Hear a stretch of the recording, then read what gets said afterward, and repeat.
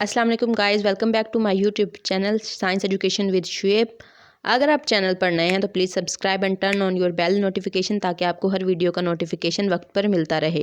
अस्सलाम वालेकुम and welcome back guys. आज हम जिस टॉपिक के बारे में बात करने वाले हैं वो है graphene and graphene technology. Graphene आजकल जो है वो हमारा सेंटर ऑफ इंटरेस्ट बना हुआ है अपनी बहुत सारी अच्छी प्रॉपर्टीज़ की वजह से। इसको मैजिकल मटेरियल या वंडर मटेरियल भी कहा जाता है क्योंकि ये बहुत लाइट है और इसमें बहुत सारी एस्टोनिशिंग करेक्टरिस्टिक्स मौजूद हैं। लेकिन आज की इस वीडियो में हम बात करेंगे कि क्या ये सच में एक मैजिकल मटेरियल है या नहीं। मेरे ख़्याल में तो नहीं। एंड इस बात का अंदाज़ा आपको वीडियो के एंड तक होगा। इंशाल्लाह वीडियो के एंड तक हम आपको बताएंगे कि किस तरह ये एक वंडर या मैजिकल मटेरियल नहीं है। तो let's start with our topic. Graphene actually हमारे पास ग्रेफाइट की ही एक फॉर्म है। ये कार्बन से मिलकर बनी हुई है जिसमें हमारे पास सिंगल लेयर ऑफ एटम मौजूद होती है। और क्योंकि इस लेयर ऑफ एटम्स में तमाम के तमाम जितने भी वैलेंसीज होती हैं कार्बन की वो फिल होती हैं, यही वजह है कि ये बहुत स्ट्रॉन्ग होता है अपनी बॉन्डिंग की वजह से। अब नेक्स्ट हम बात करते हैं कि ग्राफीन को किस तरह से सिंथेसाइज किया जाता है। तो ग्राफीन को ग्रेफाइट की मदद से सिंथेसाइज किया जाता है। इसको के लिए हम स्कॉच टेप मेथड को भी यूज़ करते हैं, उसके बारे में भी हम बात करेंगे। इसको कहा जाता है कि ये सबसे थिनेस्ट, स्ट्रॉन्गेस्ट और मोस्ट कंडक्टिव मटेरियल है जो कि जिसके बारे में हम आज तक जानते हैं। जितने भी मटेरियल्स हैं, एल्युमिनियम हो गया, कॉपर हो गया, इन सब में सबसे ज़्यादा कंडक्टिविटी इसी की है, सबसे ज़्यादा स्ट्रॉन्ग ये है, सबसे ज़्यादा थिन भी यही है। और दूसरी बात कि ये बहुत लाइट वेट है। इतना लाइट वेट कि आप एक फ्लावर के ऊपर अगर एक बहुत बड़ा पीस रख देते हैं ग्रेफाइट का तो फ्लावर को पता भी नहीं होगा, इतना लाइट वेट है। तो अब जो ग्रेफाइट फ्लेक्स होते हैं वो हम किस तरह से बनाते हैं, हम स्टेक्स बनाते हैं एक लेयर के ऊपर दूसरी लेयर, और उनकी आपस में एक वीक बॉन्डिंग होती है, ठीक है, जिसके सारी और ये है इसको हम इससे बहुत सारे मटेरियल्स को बनाते हैं। एक्चुअली हमारे पास कहीं भी graphene in pure form available नहीं है। ग्राफीन की हम लेते हैं ग्राफीन पाउडर को और इसको स्मॉल अमाउंट्स जो हैं वो मेटल्स में या प्लास्टिक्स में हम ऐड कर देते हैं जिससे वो स्ट्रॉन्गर और लाइटर कंपोजिट बन जाते हैं। इसी तरह व्हीकल्स और एयरप्लेन्स के अंदर अगर हम इसको यूज़ करें तो हमारे पास लाइटर, स्ट्रॉन्गर और जिनकी फ्यूल एफिशिएंसी ज़्यादा होगी वो ऐसे हमारे पास एरोप्लेन्स बनेंगे। उसके बाद हम इसको अगर इस प्लास्टिक में सीडिंग करें इसकी जस्ट 1% ग्राफीन की तो ये कंडक्टिव भी बन सकता है और ट्रांसपेरेंट होते हुए भी ये हमारे पास कंडक्टिव मटेरियल बन जाएगा। इसकी बहुत सारी एप्लीकेशन हैं। इसको रिसर्चर्स ने बहुत सारी इसकी एप्लीकेशन देखी, जैसे कंप्यूटिंग में, यानी कि इसको हम सेमीकंडक्टर की जगह पर यूज़ कर सकते हैं कंप्यूटर चिप्स के अंदर, और बहुत सारी इलेक्ट्रॉनिक्स इम्प्लीमेंटेशन में। इसमें हमारे पास कूलिंग फैंस की हमें ज़रूरत नहीं होती रूम टेम्परेचर में इसके होते हुए। और सबसे जो इसका मेन जो सबसे अच्छा इफ़ेक्ट मुझे लगता है वो है वाटर प्यूरिफिकेशन, क्योंकि ये सिंगल शीट है, इसके अंदर जो पोर्स हैं वो बहुत छोटे हैं और वो सिर्फ़ और सिर्फ वाटर मॉलिक्यूल्स को अलाउ करेंगे इनके से गुजरना। इवन कि अगर आप सी वाटर को उठाएं, हमें सी वाटर को डिस्टिल वाटर में चेंज करने के लिए, एक सॉफ्ट वाटर इसको ड्रिंकेबल बनाने के लिए बहुत सारे प्रोसेसेस में से निकालना पड़ता है। इसके अंदर से इम्प्योरिटीज़ को करने के लिए पहले इसको वेपराइजेशन होती है, डिस्टिलेशन होती है, और मतलब बहुत फिल्ट्रेशन और लॉट ऑफ लॉन्ग प्रोसेस है कि हमने एक अनड्रिंकेबल वाटर को ड्रिंकेबल बनाना है। तो अगर हम ग्राफीन की शीट बनाने में कामयाब हो जाते हैं तो हमारा ये मसला तो सॉल्व हो जाएगा, क्योंकि इसके पोर्स इतने छोटे हैं कि वो जितनी भी मादनियात हैं, जितनी भी हमारे पास इम्प्योरिटीज़ हैं वाटर के अंदर, वो सारी की सारी उनको गुजरने ही नहीं देगा और हमारे पास जो प्योर फॉर्म में वाटर आ जाएगा, ड्रिंकेबल वाटर। यानी कि एक सिंगल स्टेप में आपके पास एक ग्राफीन का बीकर है या ग्राफीन की कोई शीट है, आपने पानी उठाया, बेशक सी वाटर आपने उठाया, आपने उस ग्राफीन शीट से गुजारा, वो ड्रिंकेबल, आप उसको पी सकते हैं। मतलब कि ये इसका सबसे बेस्ट एडवांटेज है जो मुझे आज तक लगता है। और ये सारे के सारे यहाँ पे आप देख सकते हैं कि जितने भी हमारे पास मटेरियल होंगे, जितने भी आयंस होंगे, उन सबको अलाउ ही नहीं करेगा कि वो इससे गुजरें, सिर्फ H2O के आयंस ही गुजर पाएंगे। तो अगर हम इसको सिलिकॉन इसको हमने इलेक्ट्रॉनिक्स की बात की, कंप्यूटिंग की बात की, अगर हम इसको यूज़ करें तो इसमें हमारे पास हमारे इनपुट से कहीं ज़्यादा हमें आउटपुट मिलेगी। हमारा वर्क जो होगा वो बहुत क्विक होगा, बहुत फास्ट होगा। हमारे पास विद इन सेकेंड्स हमें रिजल्ट्स मिलेंगे। हमारा जो सिस्टम है उसकी आउटपुट इंक्रीज़ हो जाएगी, उसकी एफिशिएंसी बढ़ जाएगी और बहुत सारे फ़ायदे। उसके बाद जो लोग कारों के शौकीन हैं, अब आप देखते हैं कि हम कारों को पेंट कराते हैं, पेंट कराने के बाद कहीं हल्का सा स्क्रैच आ जाता है या कहीं डेंट पड़ जाता है तो वहाँ से जो है रस्टिंग शुरू हो जाती है, गाड़ी को जंग लगना शुरू हो जाता है।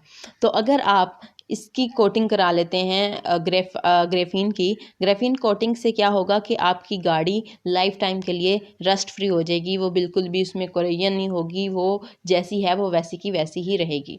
तो ये भी एक बहुत बड़ा एडवांटेज है।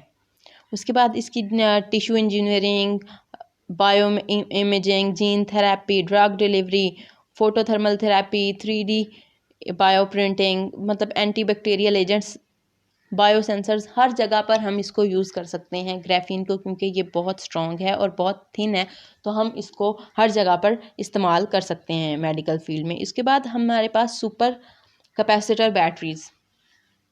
सुपर कैपेसिटर बैटरीज़ में हम ये करते हैं कि लिथियम के साथ ग्रेफाइट को ऐड करके हम ऐसी बैटरीज़ को बनाएं जो कि बहुत लेस टाइम में जो है वो चार्ज हो जाएं और बाद में उनका जो डिस्चार्जिंग टाइम है वो बहुत ज़्यादा होगा। उसमें ये होगा कि आपके मोबाइल की एक ऐसी बैटरी आपको मिल जाएगी कि विद इन 15 सेकेंड्स या 20 सेकेंड्स वो चार्ज हो जाएगी और आप अगले 2 दिन तक उसको यूज़ कर सकते हैं। तो इसी तरह हमारे पास जो कार्स होंगी, जब हमारे पास इलेक्ट्रिक व्हीकल्स आएंगी तो उनमें हम इन बैटरियों को यूज़ करते हुए वो बहुत जल्दी जो है वो चार्ज हो जाएंगी और हमारे पास टाइम भी लेस कंज्यूम होगा और हमारे पास एफिशिएंसी भी गाड़ियों की बढ़ जाएगी। अब उसके बाद हमने कैपेसिटर्स के अंदर हमने बात कर ली कि किस तरह से इसको हम यूज़ कर सकते हैं। इसके अलावा फ्यूल सेल में, क्योंकि हमारे पास ग्राफीन जो है ये भी कार्बन से मिलके बना हुआ है, तो कार्बन जो है ये फ्यूल में यूज़ होता है। तो इसी तरह सोलर सेल्स के अंदर हम इसको यूज़ कर सकते हैं। डिफरेंट चीज़ों में हम इसको यूज़ कर सकते हैं। तो अब सबसे इम्पॉर्टेंट बात कि हमारी बॉडी के अंदर जो बैक्टीरियाज़ होते हैं, हम इस ग्राफीन को यूज़ करते हुए अपनी बॉडी से उन बैक्टीरियाज़ को भी फिनिश कर सकते हैं, उन वायरसेस को भी फिनिश कर सकते हैं। इसके थ्रू हमें पता चल जाता है कि हमारी बॉडी के अंदर कौन सा वायरस मौजूद है, फ़ौरन से पहले उसको डिटेक्ट कर सकते हैं और ये बहुत फास्ट फिनोमेना है। जितने भी हमारे पास ट्रेडिशनल मेथड्स हैं उन सब में सबसे फास्ट यही होगा। तो इस तरह से ये हमें काम आएगा। उसके बाद इसके बहुत सारे एडवांटेजेस की बात हमने की, लेकिन अपार्ट ऑल दीज एडवांटेजेस मैं अभी भी ये कहती हूँ कि it is not a wonder material. आप इन फ्यूचर इससे ज़्यादा तवक्कुआत वाबस्ता नहीं कर सकते। फॉर एग्ज़ाम्पल कि जैसे प्लास्टिक आया था, जब आज से कोई तकरीबन 40-50 साल पहले जब प्लास्टिक के बारे में पता चला था तो हर साइंटिस्ट, हर बंदा यही कह रहा था कि इट इज़ वंडर मटेरियल, ये हमारी लाइफ को चेंज कर देगा। मुझे इस बात से में कोई शुबा नहीं है कि इसने हमारी लाइफ को चेंज किया है, लेकिन अभी तक तो हम ग्राफीन की एक सिंगल शीट भी नहीं बना सके। ठीक है, उस शीट को बनाने में हमें टाइम लगेगा। फिर उसके बाद कम से कम आज से कोई 40-50 साल के बाद ग्राफीन जो है ये अवेलेबल होगा। इसकी अवेलेबिलिटी जो है ये अभी मुमकिन नहीं है।